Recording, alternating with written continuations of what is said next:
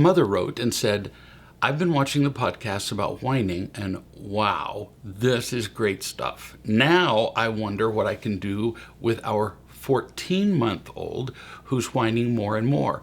We're trying to make sure that all the basics are covered, that he's, fed, rested, clean diaper.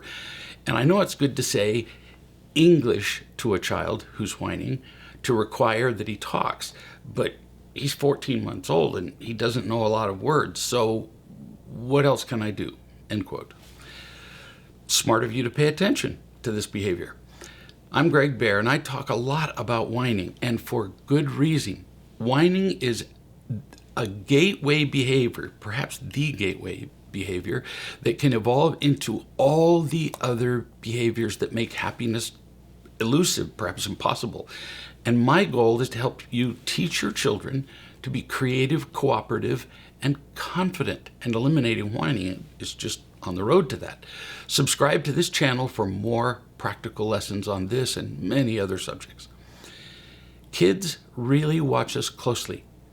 If we reward anything they do, like whining, they'll do it again, much like dogs and horses will when they're being trained. If we give children what they want when they whine, we are training them to whine.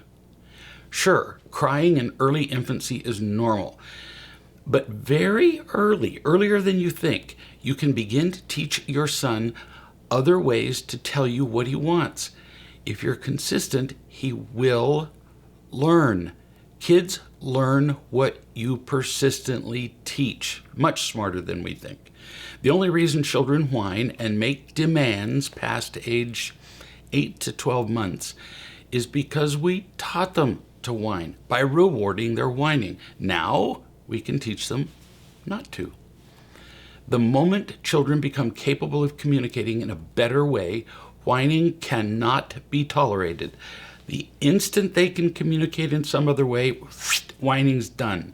If you don't stop the whining, it tends to continue for a lifetime. And then, of course, you'll be surprised that they're whining when, in the end, you taught them to. I wish I were kidding about the seriousness of this, but look at how many older children, teens, and full-grown adults rage, criticize, beg, and manipulate, which are all forms of, surprise, whining.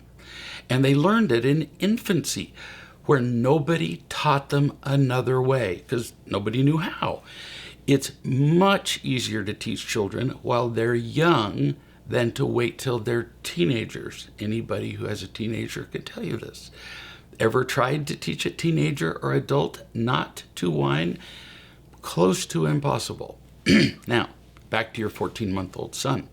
First, understand that you cannot teach a child about whining if you're irritated. If you're irritated at all, and I mean kids can smell irritation, your son will hear the "I don't love you" message, and then he will be wounded. And usually he'll respond with 1, more whining, or 2, fearful silence, which quickly separates him from you and everybody else. You don't want either one of those.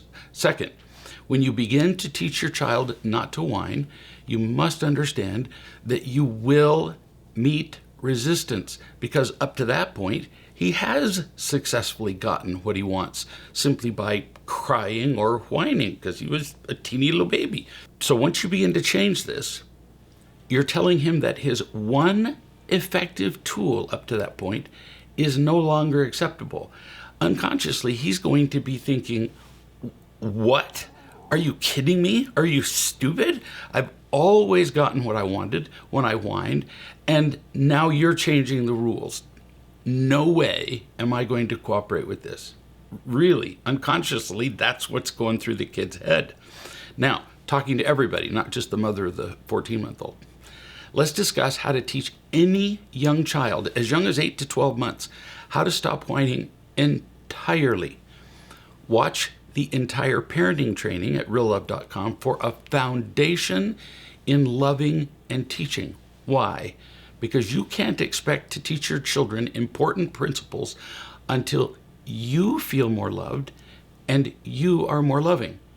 Decide that you will do this. Are my children important enough to teach them a life skill that's going to save them? Yeah, I think so. So decide that you will do this. You will love and teach persistently. Infants as young as 6 to 8 months can learn a kind of sign language that has been designed already. It's already in publications, in books, specifically for pre-verbal kids. Several books on this subject and videos and all kinds of helps. Find them online. Teaching a pre-verbal child to sign, easy. Once your child learns to sign for what they want, you will no longer respond to whining. No more. Once they've learned another way, that whining's done. So what if you don't want to learn to sign? Because it's never a child problem. Children will learn to sign. They find it fun in the beginning. It's a parent problem. If you don't want to, then you can teach them to point to things they want. Now, many of those things they want won't be in the room. I know. So you can take pictures of most of the things and activities in the house that they routinely want. Toys, food, changing a diaper, and so on. I mean, there's only so many things that an 8-month-old child wants. They just don't know any more things. And you already know what those things are. And your kids can point to the pictures, either print it out or on your phone. Get them a phone for the purpose of doing that, not a smartphone where they can access the internet. It works. Now there's no reason to whine. Parents who allow whining are guaranteed to have much worse problems as their children get older. Trust me on this. Do the work now. Learn to love and teach your child. As one mother said to me, I would not have believed it possible, but my 11-month-old son doesn't whine anymore. Really, she continues, no more. And he cleans up after himself too. It's amazing. If this mother can do it, so can you. It is so fun and better for your child not to hear that awful sound in the house anymore, and to also empower your child to communicate in a much more effective way.